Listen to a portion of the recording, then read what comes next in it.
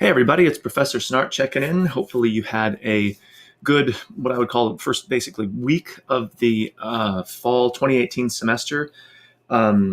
It's Friday morning when I'm recording this, so we're through basically part of Unit 1, and we'll take a look kind of at some global things to think about here, and then we'll also take a quick look at Unit 2. And so just to get us rolling here, one of the things that you might want to kind of notice and get into the habit of doing is, again, because of our double due date system here, right, we finished up all of the main work for Unit 1.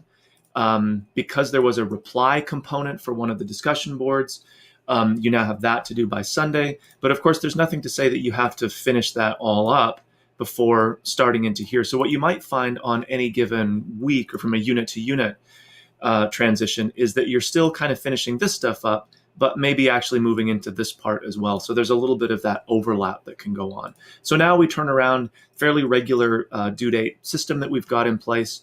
Everything in Unit 2 due by that Thursday, August 30th date, and then any reply components, again, there's one discussion board that has some replies built into it, due no later than that Sunday.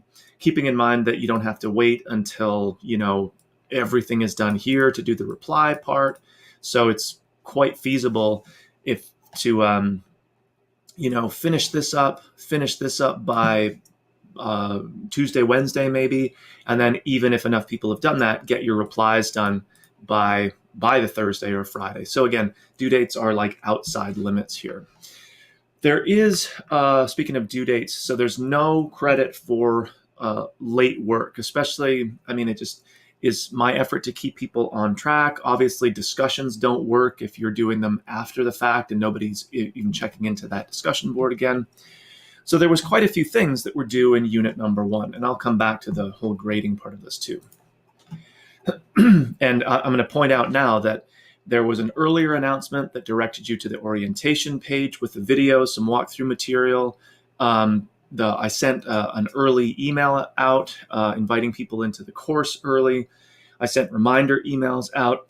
So again, I feel like I've done made a pretty good faith effort on my part to make sure people are understanding the course layout, reminded of due dates, et cetera, et cetera. So again, even with our first unit, there's no credit for late work. Again, I'll return to that in just a sec, which means that you have, by now, as I record this on Friday morning, you've created your portfolio, right, your website, which we'll use throughout the term. It now includes your About Me page, all this, et cetera, et cetera, et cetera. You've obviously published that, and you've used this discussion board to post your portfolio URL, which would lead us to your About Me page, so we can get to that. You have done these readings, and I'll return to those in just a second, or at least generically I'll return to those, including the quiz, which you could have retaken, right?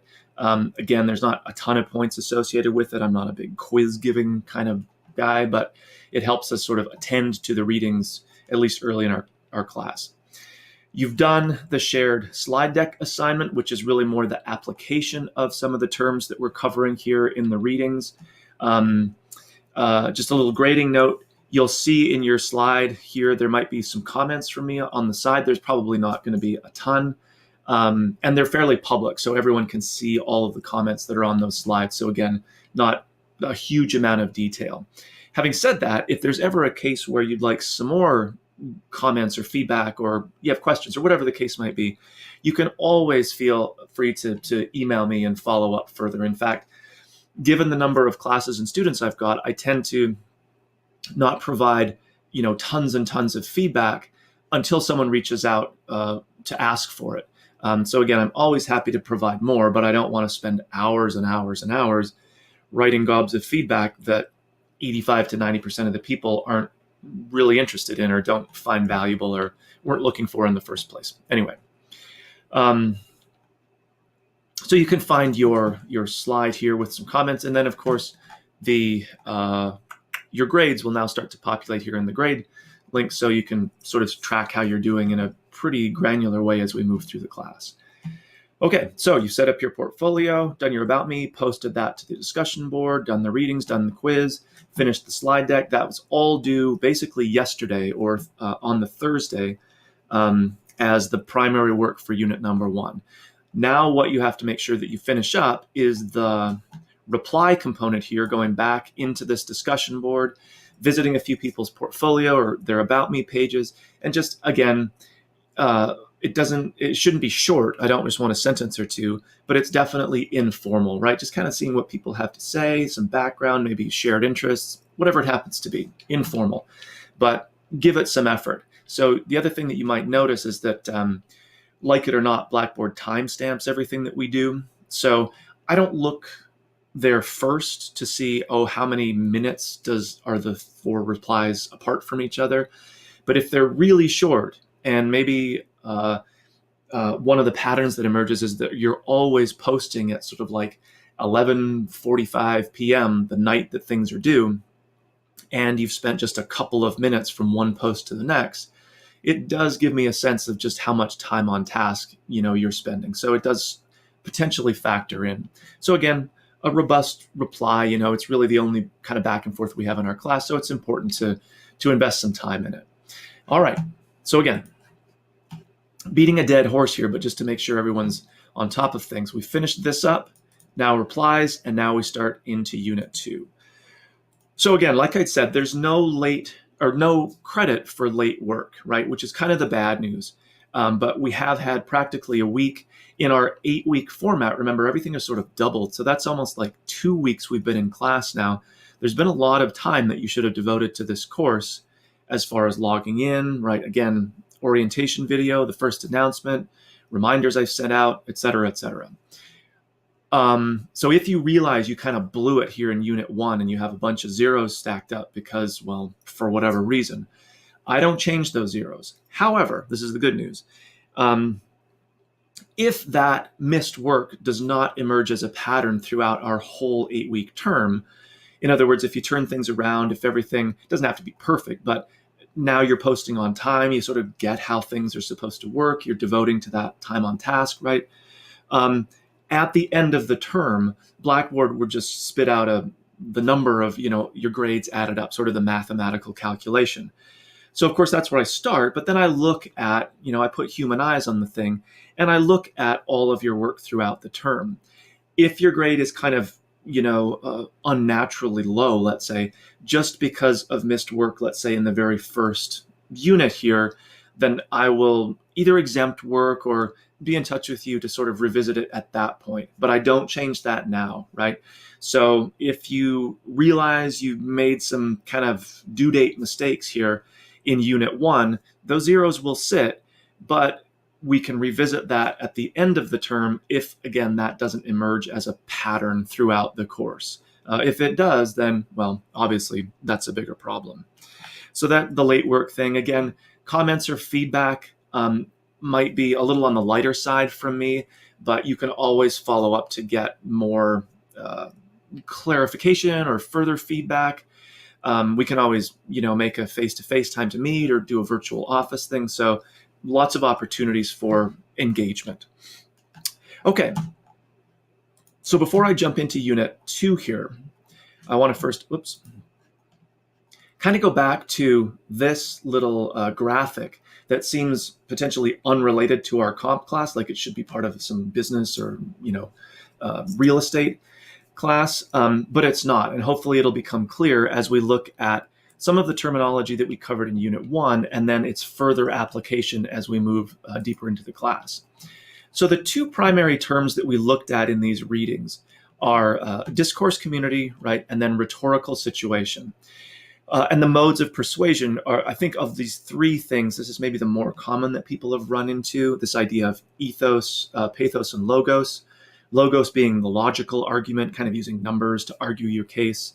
Pathos, that appeal to emotions, which we see in advertising all the time. And then ethos, also pretty common in advertising, where the strength or force of the argument depends on the sort of credibility of the person making that argument. And sometimes they're really weird connections, but ethos tends to work when you have like a high profile spokesperson for your brand or for your message or for whatever it is. So you get a sports celebrity talking about I don't know, recycling, whatever the issue might be, that still works with ethos, the sort of credibility or the credence that we give to that speaker, even though it's sort of illogical, right? That this person is great at playing basketball, but what do they know about recycling? Well, it's an important cause to them, but again, ethos is a funny one because of sometimes the disconnect between the prominence of the person or why they're famous and then whatever argument they're trying to make. Again, it's like, if you're old enough or have dug deep enough, the old advertisement for Air Jordan shoes, Spike Lee and Michael Jordan had this funny back and forth where they're sort of making fun of this idea that, the reason that Jordan was so great was just the shoes. And so having him as a spokesperson for the shoes, it's almost like, well, now if I bought the shoes, I could also be, well, you get the rest. I actually owned a pair of Air Jordans back in the day, and they were great shoes, but I could not dunk like Jordan could. So ethos aside. Anyway, let's not spend more time on that. The two primary terms that we want to focus on, and we really dove into the weeds in these readings here. I like the readings because they're short and at least they invite us to think about these terms, but they really get into like, who are the major scholars in the field, who sort of like invented what idea, what are the nuances. We read about that. We did a little quiz on that. We can kind of take the bigger picture now and think, what do these terms actually mean? And now how can we apply them? Okay, so discourse community is actually the biggest and most sort of fluid and amorphous one. And so it's almost like the least valuable relative to the two that we're looking at here, because it's so changeable. So discourse community is sort of like they can be big, they can be small, they change on a minute by minute basis depending on the nature of them. Sometimes they have a very short history, sometimes they have a very long history.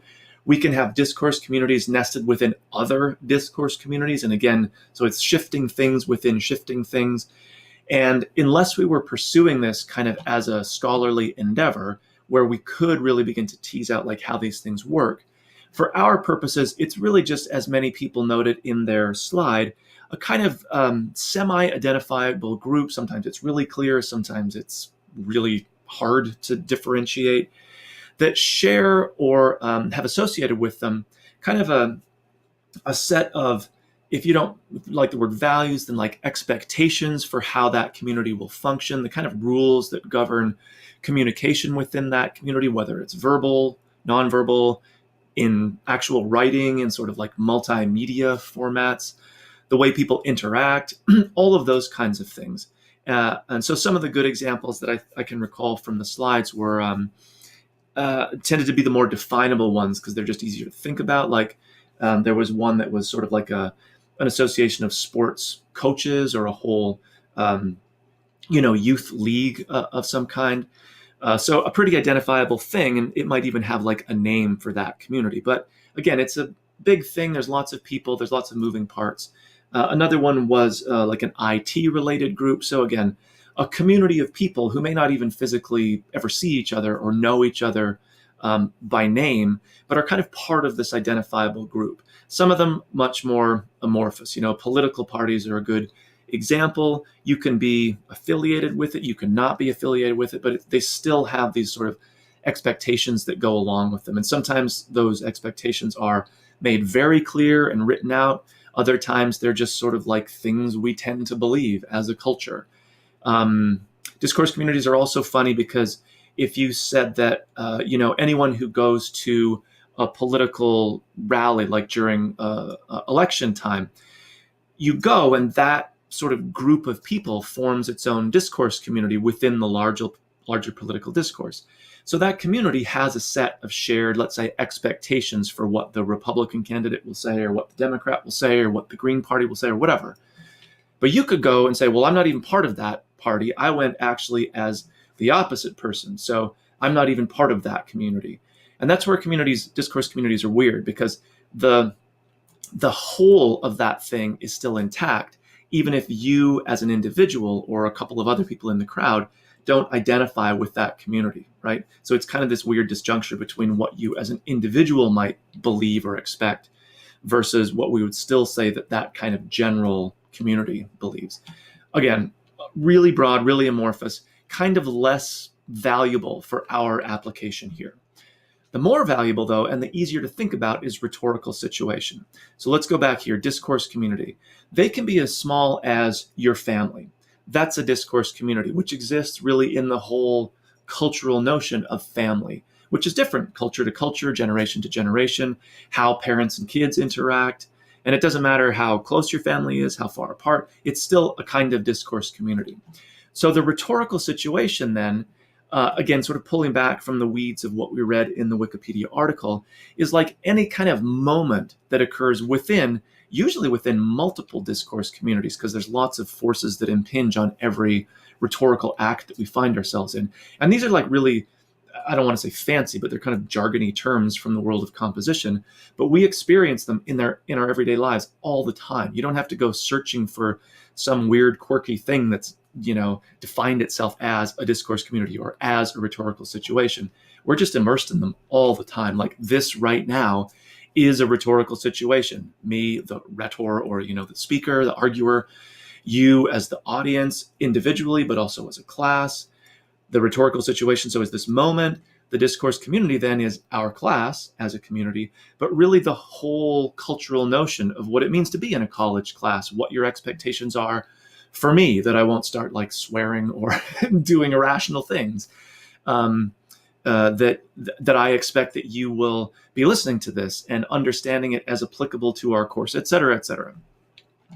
So again, your family is a discourse community, even if you've never thought of it that way.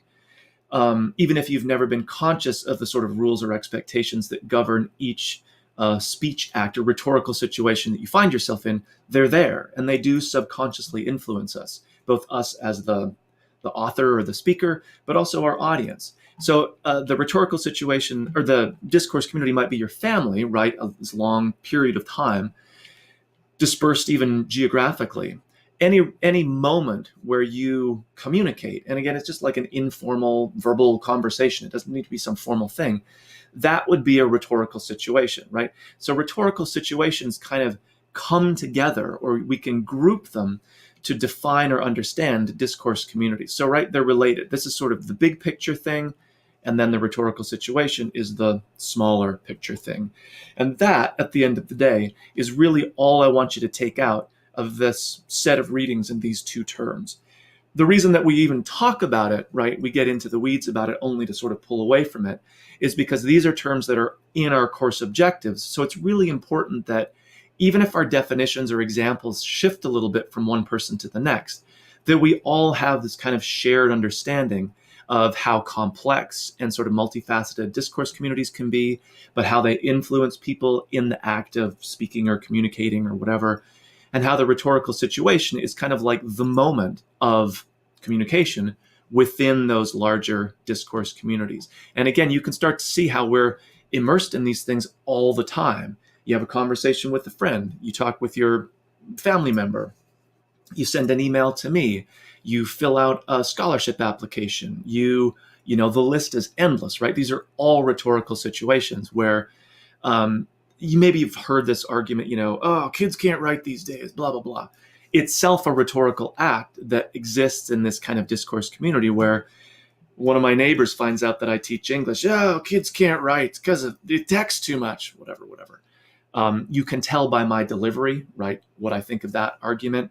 And I don't think it's true. In fact, composition studies is rife back through the early 1900s with professors, and I'm doing the air quotes here, complaining that their students can't write, or the public at large, employers complaining that, students can't write, blah, blah, blah, whatever they like to say. And I just don't agree with that. I think what's slightly more true, though, is that people generally, not just students, are maybe not aware enough of the particular rhetorical situation they might find themselves in and what rules to follow. And that's actually where we'll get to in Unit 2. But like an obvious example is some of the emails that I get from students a week into class. Hey, what'd I miss? No, I don't need some, dear Dr. Professor Snarf, blah, blah, blah. I don't need that level of formality. But to be aware that, you're not the only student in my one and only class, so I have no idea who you are. A little kind of greeting would be sort of nice as we get to know each other. And then a little more context for the question so I know what the hell you're talking about. So again, can that student not write? No. And in fact, studies show that people generally actually do more writing more frequently today, and I'm sure you can imagine why, social media, than maybe ever before. But what they're not so good at sometimes is, again, understanding what rhetorical situation they find themselves in and shaping their rhetorical act, whether it's a text, an email, a job application, whatever it is, to the shared expectations we probably have for that situation. So we get this really, really informal, off-the-cuff email when a slightly more formal, more developed email would be expected, or would be more productive, produce better results, basically. We hardly ever see the opposite because of the constraints of technology in some cases. Like, we hardly ever see a text message that is super formal. That would be the kind of reverse situation. Again, just a misreading of the rhetorical situation. So to go back here, and stay with me, I'm almost done. So this little sign that I saw on the side of the road exists in so many different discourse communities, literally like the geographic community that it's at, the intersection of the two busy roads, right? So the person who places the sign thinks about where it's going. But it's really more interesting as a singular rhetorical situation, because if you think about it, what it's trying to get me interested in is learning to invest in real estate by flipping houses. So I'm going to make, and I think these were all dollar signs, I'm going to make tons and tons of money. You can probably guess why this is a little bit illogical, right? Is if it's possible to make tons and tons of money doing this flipping and investing, which kind of history shows us has been problematic, I would hope you could afford better advertising than like a handwritten sign stuck into the grass on the side of the road, right? So do you get how the argument kind of undermines itself? Can this person not write? No. I mean, they've done a pretty good job of squeezing in lots of information in their little sign here. Do they have a really good understanding of rhetorical situation and what the larger situation is actually communicating to us? Yeah, maybe they kind of do. Or you could argue, no, they could, they're rich, they could afford great advertising, but what they want to have is more that folksy touch, the handwritten touch. It's a totally intentional. Okay, maybe. Probably not, but maybe. So if you're wondering about the picture, that's sort of why it fits in with our interest in rhetorical situation and a little bit lesser discourse community. All right, quick. Unit 2, I'll come back to this maybe on Monday to give you a little break on the length of this video here. We are now going to move into sort of the preamble to the major kind of assignment or the major project we're going to take on for our course, which is both writing a professional email and developing a set of research sources to go along with that email and annotated bibliography, even though those sources probably would not show up. We're not going to quote stuff in our professional email. Again, if we were writing like a traditional essay, yeah, we might quote sources. That's one of the expectations that goes along with that like rhetorical situation.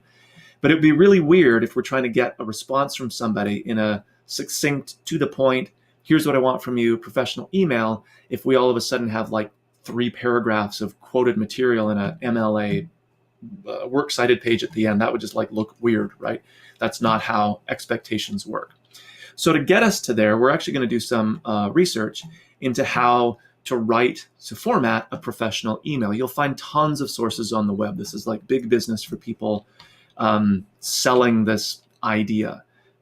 Even if you don't have to pay for the article that you read, you'll notice that it's probably surrounded by advertising, which basically pays for the site to be there, et cetera, et cetera. So you're finding a bunch of sources. I'm asking you to find and make a list of 10. You don't really have to do anything with them at this point. You just make that list, run them through the credibility test, a version of which I've just borrowed from our COD library that you probably run into before. Thinking about things like, is this information current? Is there evidence that it's reliable? Is there an author named, like who's sort of taking responsibility? And what's the purpose? And you'd think on the face of it, the purpose of the article about professional emails is just to tell you about professional emails. But think more largely about, like, are there sort of a lot of intrusive advertising and pop-ups? Are there links that take us to other places to maybe buy software or buy a service? Like, okay, the purpose is maybe on the face of it to tell us information, but is the purpose actually to try to draw us into some sort of financial situation to buy something? So what is the actual purpose, not just the stated purpose of the thing? Okay, you're going to list those 10 sources in a new Google Doc. Then based on your credibility test, you're going to pick 2 of them, and we're going to do the brief bibliography assignment that's assigned below, making sure we share our document correctly, and then you can follow the assignment. I'm not going to walk us through the entire thing. I'll come back to that maybe on Monday. But hopefully, step by step, you should be able to get it underway even before a next video announcement. I know this one is getting long. The next phase of Unit 2 then is we're going to apply some of these concepts by looking at some emails that I received not too long ago. Okay, and then you're going to sort of like figure out, are these legit? Are they not legit? And one of the things that I want you to realize is that we sometimes can just look at an email and be like, that is totally spam. That is not legit. Don't click the link. Don't do this. Don't do that. Just delete it, right? How do we know that? If you think about it, it's basically like we almost subconsciously understand the discourse community of the email, or maybe the professional email. And we also understand the nuance of that particular rhetorical situation. We have expectations for what it will look like, what it'll sound like, certain components that it'll have, et cetera, et cetera. And basically, every time we look at an email and notice that it doesn't conform to those expectations, or it breaks with those expectations, that's kind of like one of the red flags that this is not a legit email. So we almost do this. I think most people do it just subconsciously. You don't even think, oh, I better rhetorically analyze this email and think of red flags that I find. We just automatically do it. But if we take a step back and more consciously think in these terms, what you'll realize is that we're all doing this rhetorical analysis every time we encounter an email, right? And that's what's important. We're trying to sort of bring that subconscious stuff to the surface so we can really think about it and ultimately get better. And this is the point of the course, is not just get better at writing a professional email. That's one particular genre that you may or may not use throughout your educational or professional career. But what we want to get better at is doing that sort of rhetorical analysis and then turning the tables and becoming better rhetors ourselves, whether we're actually trying to argue something or just gently persuade or present information, right? We become better communicators because we become more rhetorically sophisticated. We are better able to understand and sort of process rhetorical situations, but also the larger discourse communities that they exist in. So just so it doesn't feel like this is all of a sudden like a business writing class, because we're doing a professional email, the bigger picture is really still in place. Sure, we do that genre of writing, but that's like not totally the point. It's a good way to get to the point though. All right, that was a long one. If you stuck with the whole thing, good for you. Return to our due dates. Keep it in mind, we've passed this one. We have our replies coming up. You can get started on Unit 2, and then it has a reply component as well. I'll check back in early next week. If you have any questions or concerns, be in touch with me. And again, I hope you had a first good week of this class and all the other classes that you might be doing at COD or elsewhere right now.